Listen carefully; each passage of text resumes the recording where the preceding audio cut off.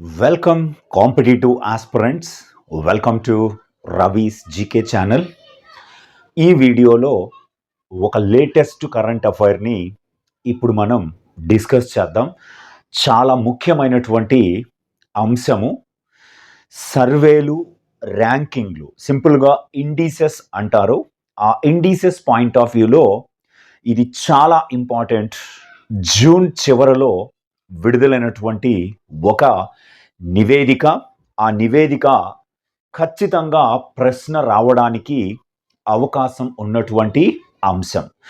Let us discuss now.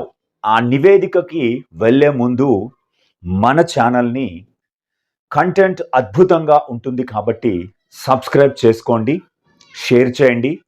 Competitive ఆస్పిరెంట్స్కి అందరికీ ఉచితంగా మంచి సమాచారాన్ని అందించడం జరుగుతుంది కాబట్టి thank you very much.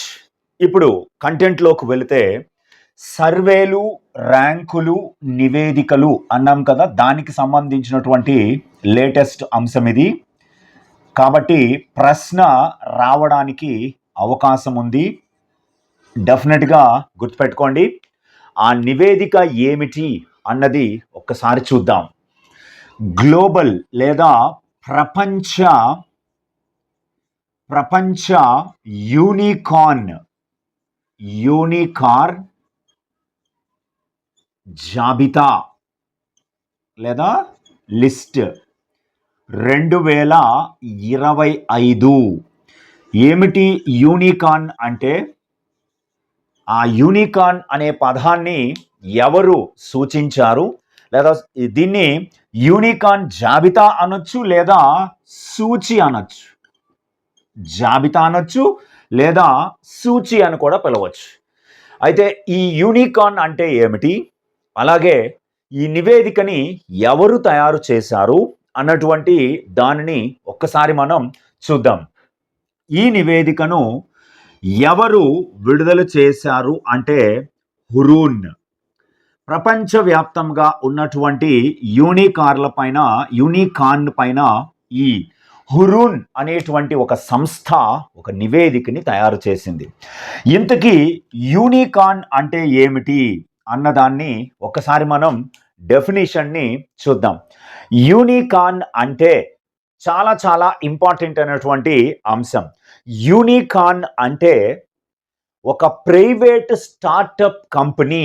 Unicorn అంటే ఒక ప్రైవేట్ స్టార్టప్ కంపెనీ.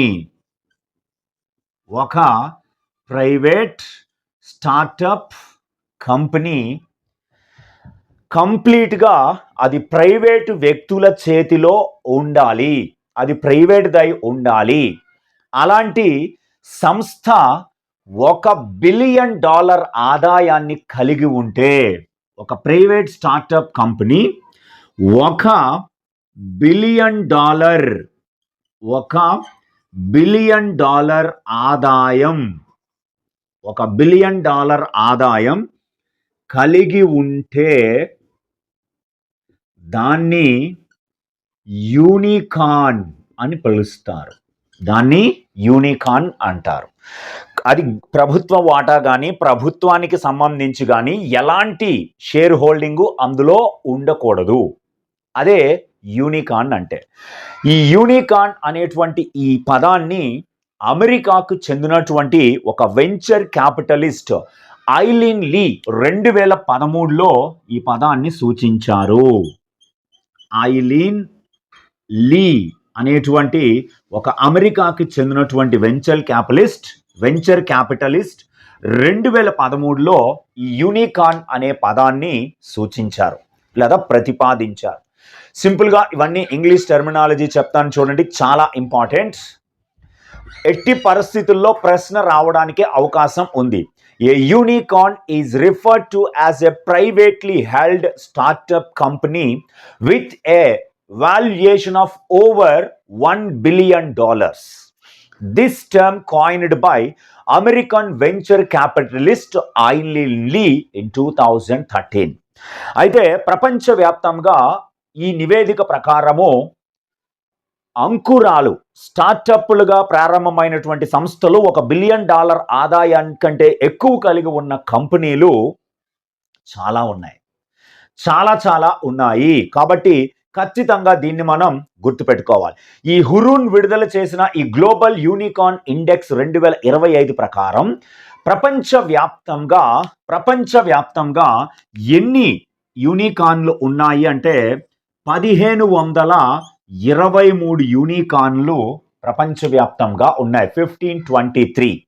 అయితే ఇది 2024తో పోల్చుకుంటే 70 పెరిగాయి. 2024 నివేదికతో పోల్చుకుంటే 70 పెరిగాయి. ఇందులోంచి 70 తీసేసాం అనుకుందాం మనం. 70 తీసేస్తే సుమారుగా 1647 ఇక్కడ సుమారుగా ఉన్నట్లు లెక్క. 70. అయితే ఇక్కడ నుంచి తీసుకుంటే 1523 యూనికార్న్లు ప్రపంచవ్యాప్తంగా ఉన్నాయి. అయితే ఇందులో చాలా ఇంపార్టెంట్. ఏ దేశంలో ఎక్కువ ఉన్నాయి, ఏ నగరంలో ఎక్కువ ఉన్నాయి, భారతదేశం యొక్క ర్యాంక్ ఎంత, భారతదేశంలో ఏ నగరంలో ఈ యూనికార్న్ల సంఖ్య ఎక్కువగా ఉంది అన్నది చూద్దాం. అయితే ఈ 1523 స్టార్టప్లు కూడా ప్రపంచవ్యాప్తంగా 52 దేశాలలో ఉన్నాయి. 52 దేశాలలో. ఓకే, అందులో అగ్రస్థానంలో పొందినటువంటి, ఇప్పుడు 52 దేశాల్లో తీసుకుంటే 307 నగరాలలో ఇవి ఉన్నాయి. 52 దేశాలలో 307 నగరాల్లో ఈ మొత్తం స్టార్టప్స్ ఉన్నాయి. అలాగే 2019 నుంచి పోల్చుకుంటే, అంటే గత 6 సంవత్సరాల నుంచి పోల్చుకుంటే 120% యూనికార్న్లు పెరిగాయి. ఇది కూడా చాలా బాగా గుర్తుపెట్టుకోండి.